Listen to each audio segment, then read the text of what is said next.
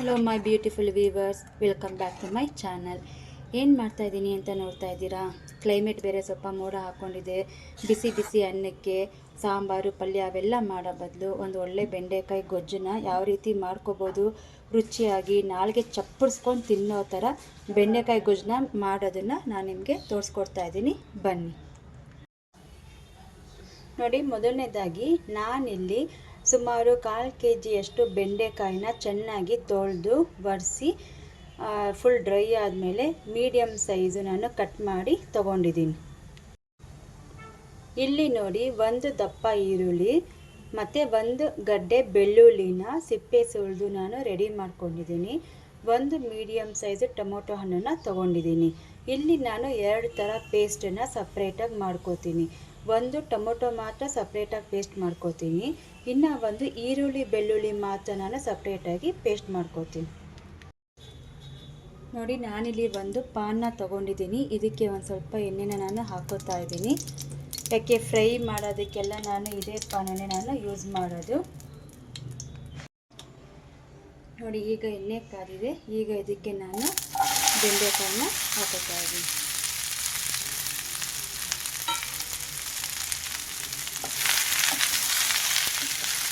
ಚೆನ್ನಾಗಿ ಎಣ್ಣೆಯಲ್ಲಿ ಫ್ರೈ ಮಾಡ್ಕೊಳ್ಳಿ.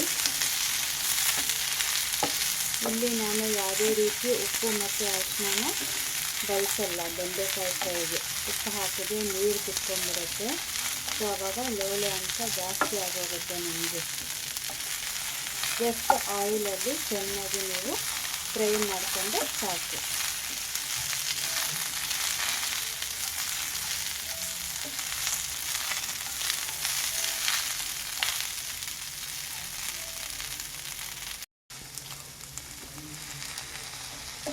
ನೋಡಿ, ಈಗ ಬೆಂಡೆಕಾಯಿ ಚೆನ್ನಾಗಿ ಫ್ರೈ ಆಗಿದೆ. ಇಷ್ಟು ಸಾಕು ನನಗೆ. ಅದು ರಾಸ್ನಲ್ಲೆಲ್ಲ ಹೋಗಿ ಲೋಳೆ ಕಂಪ್ಲೀಟಾಗಿ ಒಂದಿಷ್ಟು ಕೂಡ ಇಲ್ಲ. ನೋಡಿ, ತೋರಿಸ್ತಾ ಇದೀನಲ್ಲ, ಇಲ್ಲೂ ಲೋಳೆ ಥರ ಬಂದಿಲ್ಲ. ಚೆನ್ನಾಗಿ ಫ್ರೈ ಆಗಿದೆ. ಈಗ ನಾನು ಸ್ಟವ್ನ ಆಫ್ ಮಾಡ್ಕೋತೀನಿ. ಈ ಬೆಂಡೆಕಾಯಿನ ಅಟ್ಲೀಸ್ಟ್ ನೀವು ವಾರಕ್ಕೊಂದ್ಸಲನಾದರೂ ನೀವು ಯೂಸ್ ಮಾಡಬೇಕು. ಏನಕ್ಕೆ ಅಂದರೆ ರಕ್ತಹೀನತೆ ದೂರ ಮಾಡುತ್ತೆ ಇದು, ಮತ್ತು ಕೊಲೆಸ್ಟ್ರಾಲ್ನ ಕಮ್ಮಿ ಮಾಡುತ್ತೆ. ವೆಯ್ಟ್ ಲಾಸ್ಗಂತೂ ತುಂಬಾ ಹೆಲ್ಪ್ಫುಲ್ ಇದು. ಮತ್ತು ಹಾರ್ಟ್ ಅಟ್ಯಾಕ್ ಆಗೋದು ಕೂಡ ಇದು ತಡೆಯುತ್ತೆ. ಆಮೇಲೆ ಹಾರ್ಟಿಗೆ ಸಂಬಂಧಪಟ್ಟಿರುವಂಥ ಕಾಯಿಲೆಗಳಿಗೆ ಇದು ಒಳ್ಳೆ ಆಹಾರ ಅಂತಲೇ ಹೇಳ್ಬೋದು. ಒಳ್ಳೆ ಇದು ತರಕಾರಿ ಅಂತಲೂ ಸಹ ಆಗ್ಬೋದು. ಮತ್ತು ಒಮೆಗಾ 3 ಇದೆ ಇದರಲ್ಲಿ, ಒಮೆಗಾ 6 ಇದೆ.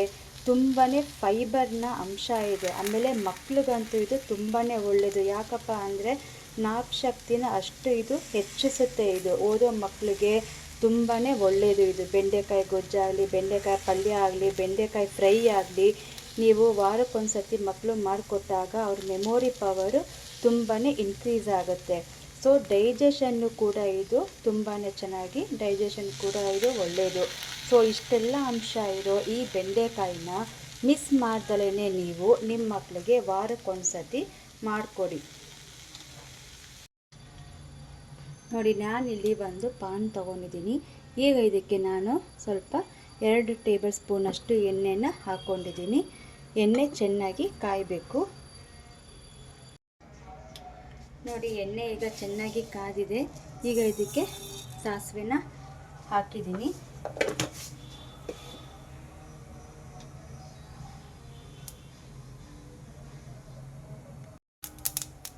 ನೋಡಿ, ಸಾಸಿವೆ ಚಟಪಟ ಅಂತಿದೆ. ಈಗ ಇದಕ್ಕೆ ನಾನು 1 ಸ್ಪೂನಷ್ಟು ಖಾರದ ಪುಡಿನ ಹಾಕ್ಕೊಂಡಿದ್ದೀನಿ. ಮತ್ತು ಇಲ್ಲಿ ನಾನು ನೋಡಿ ಈರುಳ್ಳಿ ಮತ್ತು ಬೆಳ್ಳುಳ್ಳಿನ ಸಪ್ರೇಟಾಗಿ ಪೇಸ್ಟ್ ಮಾಡಿ ತೊಗೊಂಡಿದ್ದೀನಿ.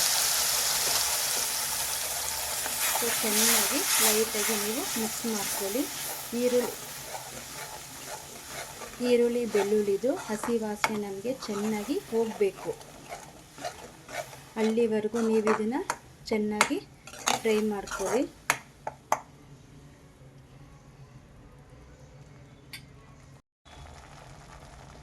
ನೋಡಿ, ಇಲ್ಲಿ ಈರುಳ್ಳಿ ಬೆಳ್ಳುಳ್ಳಿ ಹಸಿ ವಾಸನೆ ಎಲ್ಲ ನಮಗೆ ಹೋಗಿದೆ ಕಂಪ್ಲೀಟಾಗಿ.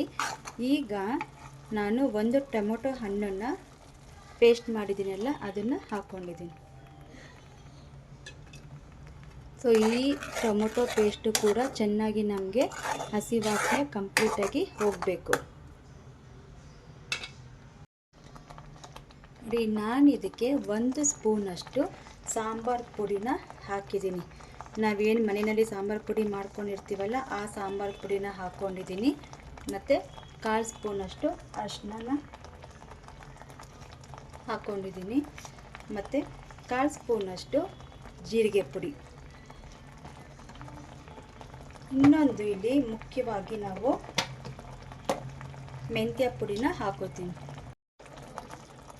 ನೋಡಿ, 1/4 ಸ್ಪೂನ್ಗಿಂತ ಸ್ವಲ್ಪ ಕಮ್ಮಿ ಮೆಂತ್ಯ ಪುಡಿನ ಹಾಕ್ಕೊಂಡಿದ್ದೀನಿ. ಈಗ ಈ ಎಲ್ಲ ಮಸಾಲೆನೂ ಚೆನ್ನಾಗಿ ಮಿಕ್ಸ್ ಮಾಡ್ಕೊಳ್ಳಿ. ಹಸಿ ವಾಸನೆ ಎಲ್ಲ ನಮಗೆ ಹೋಗಬೇಕು ಈ ಮಸಾಲೆದೆಲ್ಲ. ಟ್ರಸ್ಟ್ ಮೀ ಗೈಸ್, ಇದಂತೂ ಸೂಪರಾಗಿರುತ್ತೆ. ಬಿಸಿ ಬಿಸಿ ಅನ್ನಕ್ಕೆ ಈ ನಾನೇನು ಮಾಡಿ ತೋರಿಸ್ತಾ ಇದ್ದೀನಲ್ಲ ಬೆಂಡೆಕಾಯಿ ಗೊಜ್ಜು, ಬಿಸಿ ಅನ್ನಕ್ಕೆ ಈ ಬೆಂಡೆಕಾಯಿ ಗೊಜ್ಜು ಹಾಕ್ಕೊಂಡು ತಿಂತಾಯಿದ್ರಂತೂ ನೆಕ್ಸ್ಟ್ ಲೆವೆಲ್ ಅಂತ ಹೇಳ್ಬೋದು. ಯಾವ ಸಾಂಬಾರೇ ಬೇಕಾಗಿಲ್ಲ ಇದ್ರ ಮುಂದೆ, ಯಾವ ಪಲ್ಯ ಬೇಕಾಗಿಲ್ಲ, ಯಾವ ಹಪ್ಪಳ, ಸಂಡಿಗೆ, ಉಪ್ಪಿನಕಾಯಿ ಯಾವುದು ಕೂಡ ಬೇಕಾಗಿಲ್ಲ. ಅಷ್ಟು ಟೇಸ್ಟಾಗಿರುತ್ತೆ. ಈಗ ನಾನು ಇದಕ್ಕೆ ರುಚಿಗೆ ಎಷ್ಟು ಬೇಕೋ ಅಷ್ಟು ಉಪ್ಪನ್ನು ನಾನು ಸೇರಿಸ್ಕೊಂಡಿದ್ದೀನಿ. ನೋಡಿ, ಎಲ್ಲ ಮಸಾಲೆದು ನಮಗೆ ಹಸಿ ವಾಸನೆ ಕಂಪ್ಲೀಟಾಗಿ ಹೋಗಿದೆ. ನೀವೇನೇ ಮಾಡಿ ರಾ ಸ್ಮೆಲ್ ಕಂಪ್ಲೀಟಾಗಿ ಹೋದ್ರೇ ಅದ್ರದ್ದು ರುಚಿ ಘಮ ನಮಗೆ ಸಿಗೋದು. ಸೊ ನಾನೀಗ ಇದಕ್ಕೆ ಹುಣಸೆ ರಸನ ಸೇರಿಸ್ಕೊತೀನಿ. ನೋಡಿ, ಹುಣಸೆ ರಸನ ಸೇರಿಸ್ಕೊಂಡಿದ್ದೀನಿ. ಈಗ ಚೆನ್ನಾಗಿ ಮಿಕ್ಸ್ ಮಾಡ್ಕೊಳ್ಳೋಣ. ಆಹಾ, ಎಷ್ಟು ಘಮ ಘಮ ಅಂತಿದೆ ಅಂದರೆ ಸಖತ್ತಾಗಿರುತ್ತೆ. ಬಿಸಿ ಬಿಸಿ ಅನ್ನಕ್ಕೆ ನೀವು ಇದನ್ನು ಒಂದು ಸೌಟ್ ಹಾಕ್ಕೊಂಡು ತಿಂತಾಯಿರಿ. ಮತ್ತೆ ಮತ್ತೆ ಇದನ್ನೇ ಮಾಡಿಸ್ಕೊಂಡು ಕೇಳಿ ಮಾಡಿಸ್ಕೊಂಡು ತಿಂತಾರೆ ನಿಮ್ಮ ಮನೆಯಲ್ಲಿ.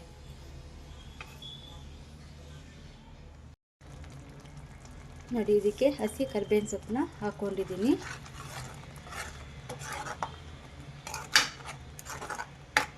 ಈಗ ಇದಕ್ಕೆ ನಾನು ಫ್ರೈ ಮಾಡ್ಕೊಂಡಿದ್ದೀನಲ್ಲ ಬೆಂಡೆಕಾಯಿನ ಹಾಕೋತಾ ಇದ್ದೀನಿ.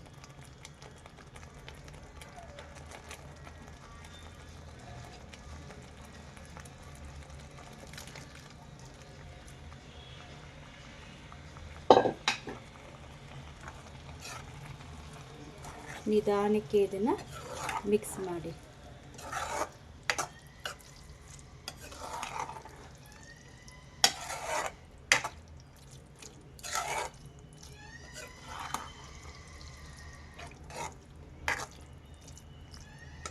ಇದೆಲ್ಲ 1 ಸೆಕೆಂಡು ಮಸಾಲೆ ಎಲ್ಲ ಚೆನ್ನಾಗಿ ಬೆಂಡೆಕಾಯಿಗೆ ಸೇರಿಕೊಳ್ಳಿ. ಲಿಡ್ ಕ್ಲೋಸ್ ಮಾಡ್ತೀನಿ. ಈಗ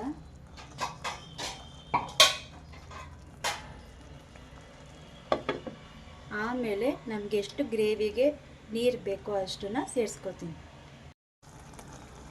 ನೋಡಿ, ಈಗ ನಾನು ಗ್ರೇವಿಗೆ ಎಷ್ಟು ಬೇಕೋ ಅಷ್ಟು ಮಾತ್ರ ನಾನು ನೀರನ್ನ ಸೇರಿಸ್ಕೊಂಡಿದ್ದೀನಿ.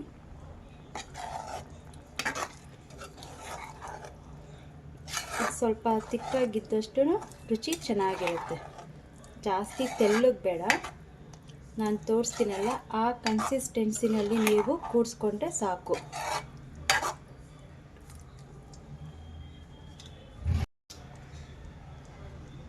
ನೋಡಿ, ಈಗ ಇದಕ್ಕೆ ಫ್ರೆಶ್ ಆಗಿ ಕಟ್ ಮಾಡ್ಕೊಂಡಿರೋ ಕೊತ್ತಂಬರಿ ಸೊಪ್ಪನ್ನ ಹಾಕ್ಕೊಂಡಿದ್ದೀನಿ. ಎಲ್ಲ ಚೆನ್ನಾಗಿ ಸೆಟ್ ಆಗಿದೆ. ಉಪ್ಪನ್ನು ಸಹ ನಾನಿಲ್ಲಿ ಟೇಸ್ಟ್ ನೋಡ್ತೀನಿ.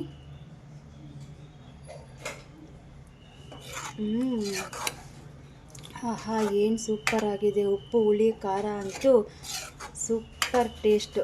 ಖಂಡಿತ ನೀವು ನಿಮ್ಮ ಮನೆಯಲ್ಲಿ ಇದನ್ನು ಟ್ರೈ ಮಾಡಿ ನಿಮ್ಮ ಮಕ್ಕಳಿಗೆ, ನಿಮ್ಮ ಮನೆಯವರಿಗೆ ಮಾಡಿಕೊಡಿ. ತುಂಬಾ ನಿಮ್ಮನ್ನು ಹೊಗಳುತ್ತಾರೆ ಅಂತಲೇ ಹೇಳ್ಬೋದು. ಈಗ ಲಿಡ್ ಕ್ಲೋಸ್ ಮಾಡಿದ್ದೀನಿ. ಒಂದು ಕುದಿ ಬಂದಮೇಲೆ ಆಫ್ ಮಾಡ್ತೀನಿ. ಆಹಾ, ನೋಡಿ ಗೈಸ್, ಏನು ಸಖತ್ತಾಗಿದೆ. ನನಗೀಗಲೇ ಆಸೆ ಆಗ್ತಾಯಿದೆ ಬಿಸಿ ಅನ್ನಕ್ಕೆ ಈ ಗೊಜ್ಜನ್ನ ಹಾಕ್ಕೊಂಡು ತಿಂತಾಯಿದ್ರೆ ಯಾವ ಹೊರಗಡೆ ಐಟಮ್ಮು, ಹೋಟ್ಲ್ ಐಟಮ್ಮೇ ಬೇಕಾಗಿಲ್ಲ ಇದ್ರ ಮುಂದೆ. ಅಷ್ಟು ಮಾತ್ರ ಸಖತ್ತಾಗಿದೆ. ನೋಡಿದ್ರಲ್ಲ ಫ್ರೆಂಡ್ಸ್, ನಾನು ಎಷ್ಟು ಈಸಿಯಾಗಿ ಟೇಸ್ಟಿಯಾಗಿ ನಿಮಗೆ ಬೆಂಡೆಕಾಯಿ ಗೊಜ್ಜನ್ನ ಯಾವ ರೀತಿ ಮಾಡೋದು ಅಂತ ಈಸಿಯಾಗಿ ಹೇಳ್ಕೊಟ್ಟಿದ್ದೀನಿ. ಎಲ್ಲ ಸಾಮಾನು ಮನೆಯಲ್ಲಿ ಇರ್ತಕ್ಕಂಥ ಐಟಮ್ಸ್ನೇ ಹಾಕಿ ಮಾಡೋದು ತೋರಿಸ್ಕೊಟ್ಟಿದ್ದೀನಿ ನಾನು. ನೀವು ಇದನ್ನು ಖಂಡಿತವಾಗಿ ಟ್ರೈ ಮಾಡಿಕೊಡಿ.